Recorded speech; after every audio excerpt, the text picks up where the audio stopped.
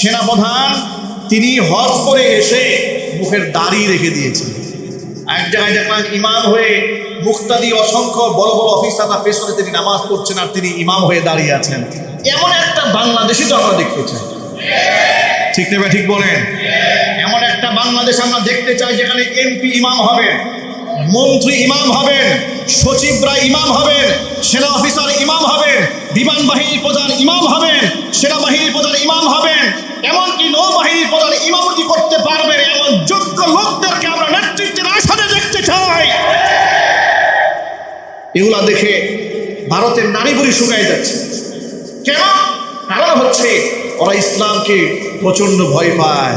কারণ মূত্র পান করে সাহসী হওয়া যায় না, কথা ঠিক নেবে। গোবর পান করে সাহসী হওয়া যায় না। সাহসী হতে গেলে আল্লাহর উপর ঈমান রাখতে হয়। আল্লাহর উপর যারা ঈমান আনে তারা ভীরু এবং কাপুরুষ হয় না, কথা ঠিক নেবে ঠিক যদি বলে। ভারত আমাদের প্রতিবেশী রাষ্ট্র, প্রতিবেশী হিসেবে যে হক রয়েছে সে হক আমরা দিতে এবং নিতে উভয় আমরা প্রস্তুত রয়েছি, কিন্তু আধিপত্যবাদকে আমরা প্রশ্রয় দেব না ইনশাআল্লাহ বলে। সুতরাং কালিমার পতাকাকে তারা ভয় পাচ্ছে। কেন জানেন? ওরা মনে করছে, দেখুন শুধুমাত্র কালিমার পতাকা উড়িয়েছে বাংলাদেশে কয়েকজন তাওহীদি মুসলমান যুবকেরা দিয়েছে। এমনকি আমাদের সেনাবাহিনীর ইউনিটিতে 4টা ইউনিটের মধ্যে 4 জন খলিফার নামকরণ করা হয়েছে। এদের মাথা নষ্ট হয়ে গেল। অথচ 40 দিন সময়ের ব্যবধানে পশ্চিমবঙ্গে মাত্র 40 দিনে 25টা মসজিদ বুলডোজার দিয়ে উড়িয়ে দিয়েছে। অসংখ্য মসজিদ ভেঙেছে ওরা, মাদ্রাসা উড়িয়ে দিয়েছে, কবরস্থান মাটির সাথে মিশিয়ে দিয়েছে। এ কথাগুলো সত্য না মিথ্যা? আওয়াজ দিয়ে বলেন, আরো জোরে বলেন না ভাই। কারণ বাংলাদেশে তো নরেন্দ্র মোদীর নাতিপুতিরা আছে। এমন বাংলাদেশের শত্রুদেরকে নরেন্দ্র মোদী তাদের কুলে তুলে লালন পালন করছে, ঠিক নেবে ঠিক? ওরা এতগুলো মসজিদ ভাঙছে, কোনো আওয়াজ নাই। এতগুলা খানকা ভেঙে দিয়েছে, আওয়াজ নাই। এমনকি মুসলমানদেরকে জোরপূর্বক বাংলাদেশে রাতের আধারে কুশিত করে দেওয়ার ষড়যন্ত্র চালাচ্ছে। এটা নিয়েও আমাদের দেশের বাম এবং রামপাড়ায় কোনো আওয়াজ নাই। কিন্তু পক্ষান্তরে কালিমার পতাকা খালি বাড়ির ছাদে উঠলো কেন? জঙ্গিবাদের গ্রাণ খোঁজা হচ্ছে, মৌলবাদের গ্রাণ খোঁজা হচ্ছে। শাহবাগীদেরকে আমাদের স্পষ্ট বার্তা শুনিয়ে দিতে চায়, কালিমার পতাকা তো ব্রিজে উড়েছে, সেদিন বেশি দূরে নয় জাতীয় সংসদে কালিমার পতাকা উড্ডীন হবে ইনশাআল্লাহ। সুতরাং এই ব্যাপারে আমাদেরকে ঐক্যবদ্ধ থাকতে হবে, বলেন ইনশাআল্লাহ। সাহাবায়ে কেরাম রাদিয়াল্লাহু তাআলা আনহুম আজমাইন জিহাদে যাবেন, তাবুকের পান করেন। সমস্ত সাহাবায়ে কেরাম তাবুক যুদ্ধে চলে গেলেন, শুধুমাত্র মুনাফিকরা রয়ে গেল। আর এর মধ্যে 3 জন সাহাবী তারা কোনো প্রকারের শারীরিক ওজর ছাড়াই বাড়ি রয়ে গেলেন। একজনের নাম হচ্ছে কাব ইবনে মালিক রাদিয়াল্লাহু তাআলা আনহু, আরেকজনের নাম হচ্ছে হিলাল ইবনে উমাইয়া রাদিয়াল্লাহু তাআলা আনহু, আরেকজনের নাম হচ্ছে মুরারা ইবনে রাবিআ রাদিয়াল্লাহু তাআলা আনহু। 3 জনের কোনো ওজর ছিল না, বিনা ওজরে জিহাদে যায়নি, থেকেছে। জিহাদের ময়দান থেকে যখন রাসূল ফিরে এসেছেন, এখন যারা যান নাই তারা রাসূলের কাছে আসছেন, এসে এক একটা অজুহাত দিয়ে একজন চলে যাচ্ছে। মুনাফিক যারা, হে আল্লাহর নবী, আমার স্ত্রী খুব অসুস্থ ছিল, কেউ বললেন আমার পেটে একটু ব্যথা ছিল, কেউ বলছেন আমার পারিবারিক সমস্যা ছিল, ইত্যাদি বলে বলে মিথ্যা অজুহাত দেখিয়ে রাসূলের কাছ থেকে অব্যাহতি নিয়ে নিচ্ছে। কিন্তু যারা প্রকৃত অর্থে রাসূলকে ভালোবাসেন, মহব্বত করেন, সততা যাদের অন্তরে রয়েছে, ঈমান যাদের কলিজা ভরা, তারা কি রাসূলের সামনে মিথ্যা বলতে পারবেন? একটু জোর আওয়াজে বলেন। এখন এই যে 3 জন সাহাবী বিপদে পড়ে গেলেন, আমরা তো আসলে ওজর ছিল না, রাসূলের কাছে যে গিয়ে বলবো যে এই জন্য যাই নাই, মিথ্যা কথা হবে। 3 জনে রাসূলের কাছে সরল স্বীকৃতি দিয়ে দিলেন, হে আল্লাহর নবী, আসলে আমাদের কোনো অজুহাত ছিল না, আমরা শয়তানের ধোঁকায় পড়ে আমরা যাই না, আপনার সামনে মিথ্যা বলতে পারতাম হে আল্লাহর নবী, কিন্তু আমরা ওই ব্যক্তির সামনে কিভাবে মিথ্যা বলবো, মিথ্যা বলে সান্ত্বনা দেব যাকে মহান আল্লাহ তাআলা কিছু সময়ের মধ্যেই হয়তোবা আমাদের ব্যাপারে ওহী নাজিল করে সব ঘটনা আল্লাহ জানাই দেবেন। সুবহানাল্লাহ বলেন। বিশ্বাসটা কত গভীর। হে রাসূল, আপনাকে না হয় সান্ত্বনা দিয়ে আমি কিছুক্ষণের জন্য চলে গেলাম, জিবরাইল মারফত আল্লাহ যে আপনাকে সব বলে দেবে না তার তো কোনো গ্যারান্টি নাই। এই জন্য সাময়িক সান্ত্বনা হে নবী আপনাকে দিতে চাই নাই, আসলে আমাদের ওজর ছিল না। নবী করিম সাল্লাল্লাহু আলাইহি ওয়াসাল্লাম তাদের ব্যাপারে একটু কঠোর হলেন।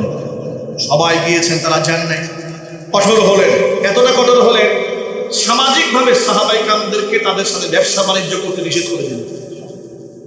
এখন তাদের জীবনটা কেমন হয়ে দাঁড়ালো জানেন?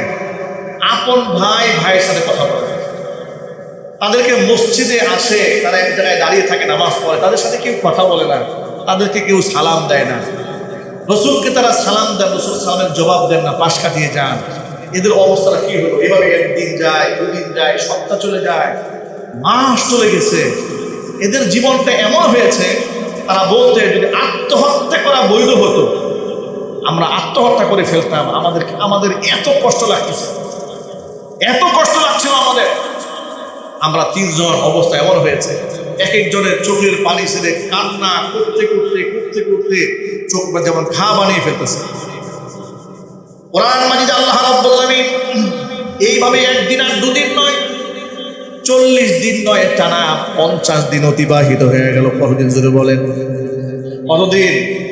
50 দিন পার হয়েছে। অবস্থা এমন হয়েছে, তাদের স্ত্রীরাও এখন তাদের সাথে রাত্রি যাপন করে। সুবহানাল্লাহ, হুকুম আসছে স্ত্রীরাও তাদের সাথে থাকতে পারবে না। তখন হিলাল ইবনে উমাইয়া রাদিয়াল্লাহু তাআলা আনহুর স্ত্রী রাসূলের কাছে এসে বললেন, হে আল্লাহর নবী, আমার স্বামী খুব বয়োবৃদ্ধ মানুষ, আর আমি তাকে খেদমত করা ছাড়া তার কোনো উপায় নাই, আপনি যদি আমাকে অনুমোদন দিতেন। নবী করিম সাল্লাল্লাহু আলাইহি ওয়াসাল্লাম বিশেষভাবে তার জন্য আলাদা অনুমোদন দিয়েছিলেন। স্ত্রীরাও তার সাথে থাকে না, মা বাবা তার সাথে কথা বলে না, আত্মীয় স্বজন কেউ কথা বলে না। অবস্থা এমন কঠিন হয়ে দাঁড়ালো। 50 দিন অতিবাহিত হয়ে, 50 দিন অতিবাহিত হওয়ার পরে মহান আল্লাহ রাব্বুল আলামিন সূরা তাওবার মধ্যে তাদের ব্যাপারে আয়াত নাযিল করে দিলেন। আল্লাহ রাব্বুল আলামিন বলে দিয়েছেন, ওয়া আলা সালাতাতিল্লাযীনা খুল্লিফু হাত্তা ইযা দাকাত আলাইহিমুল আরদু বিমা রাহুবাত ওয়া দাকাত আলাইহিম আনফুসুহুম ওয়া যান্নু আন লা মালজাআ মিনাল্লাহি ইল্লা ইলাইহি সুম্মা তাবা আলাইহিম লিয়াতুবু ইন্নাল্লাহা হুয়াত তাওয়াবুর রহিম। জোরে বলেন আল্লাহু আকবার। আল্লাহ তাআলা সূরা তাওবা 118 নম্বর আয়াত, 117 নম্বর আয়াত নাযিল করলেন। আল্লাহ পাক বললেন বিশেষভাবে, ওই তিনজন ব্যক্তির তওবা আমি আল্লাহ কবুল করে নিয়েছি। আল্লাযীনা খুল্লিফু, যারা জিহাদের ময়দানে যেতে পারেন নাই, পিছিয়ে ছিল। সুবহানাল্লাহ বলেন। অবস্থা এমন হয়ে দাঁড়িয়েছিল, হাত্তা ইযা দাকাত আলাইহিমুল আরদু বিমা রাহুবাত, পৃথিবী প্রশস্ত হওয়া সত্ত্বেও তাদের জন্য সংকীর্ণ হয়ে গিয়েছে। ওয়া দাকাত আলাইহিম আনফুসুহুম, নিজের জীবনটাই সংকীর্ণ হয়ে গিয়েছে তাদের কাছে। ওয়া যান্নু, তারা ধারণা করে নিয়েছে, আল্লাহ মালজাআ মিনাল্লাহি ইল্লা ইলাইহি, আল্লাহ ছাড়া তাদের যাওয়ার আর কোনো রাস্তা নাই। সুম্মা তাবা আলাইহিম লিয়াতুবু, তাদের তওবার জন্য আমি তওবার রাস্তা করে দিলাম। ইন্নাল্লাহা হুয়াত তাওয়াবুর রহিম, আমি তওবাশীল, দয়াময়। সুবহানাল্লাহ। আমি তওবাকারী, দয়ালু, তওবা কবুলকারী, দয়ালু। আল্লাহ পাক নিজের ব্যাপারে বললেন। এই আয়াত যখন নাজিল হলো, তখন সাহাবীদের মধ্যে উৎকণ্ঠা ছড়িয়ে পড়ল। মানে এই সুসংবাদটা, এই যে তিনজন ব্যক্তির বাড়িতে কি আগে পৌঁছায় দেবে, মানে সুসংবাদ তো এটা পৌঁছায় দেবে। এক একজনে এক এক বাড়িতে দৌড় দিয়েছে। আপনি শুনে অবাক হয়ে যাবেন।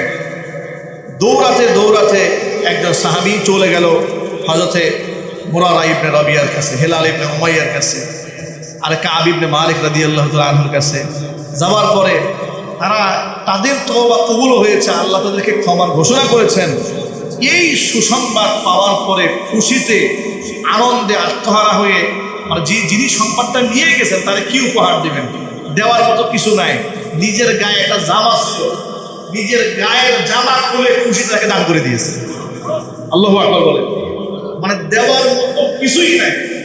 গায়ে ছিল একখানা জামা, নিজের পরনের জামাটা খুশি হয়ে খুলে দিলেন যে তুমি আমাকে এত বড় সুসংবাদ দিয়েছো, আল্লাহ আমাদের ক্ষমা করে দিয়েছে। সাথে নিজের গায়ের জামাটা সাহাবীকে খুলে দান করে দিয়েছেন। আল্লাহু আকবার। এই এরকম অসংখ্য ঘটনা সাহাবায়ে কেরামে রয়েছে। মাইজ ইবনে মালিক আল-আশআরী তওবা করা রয়েছে। সংক্ষিপ্ত পরিসরে জুমার দিনে এত কথা বলা যায় না। শুধু আপনাদেরকে দুটো মেসেজ দিলাম। এবার আপনাদের সাথে জিজ্ঞেস করতে চাই, সাহাবায়ে কেরাম রাদিয়াল্লাহু তাআলা আনহুম আজমাইন তারা মানুষ ছিলেন শয়তানের ওয়াসওয়াসায় পড়ে কিংবা শাহওয়াতের নফসে কখনো কখনো গুনাহ ত্রুটি বিচ্যুতি হয়েছে, কিন্তু তারা গুনার উপর অবিচল থাকেন নাই। এমন তওবা করেছে, ইতিহাস হয়ে আছে তাদের তওবা কবুল করে আল্লাহ কোরআনে আয়াত চিৎকারে আল্লাহু আকবার। এখন সাহাবায়ে কেরামের ব্যাপারে আমাদের আকীদা কি? আমাদের আকীদা হচ্ছে সাহাবায়ে কেরাম হচ্ছেন মাগফুর, ক্ষমাপ্রাপ্ত। সাহাবায়ে কেরাম কি জোরে বলেন? ক্ষমাপ্রাপ্ত। এবং ওই সমস্ত সাহাবীদের সমালোচনা করা হারাম। সাহাবীদের সমালোচনা করা কি? একটু জোর আওয়াজে বলতে হবে। নবীদের সমালোচনা করা, সাহাবীদের সমালোচনা করা কোনো ক্ষেত্রে কুফরি, কোনো ক্ষেত্রে কি কুফরি। খবরদার, সাহাবীদের সমালোচনা করা যাবে না।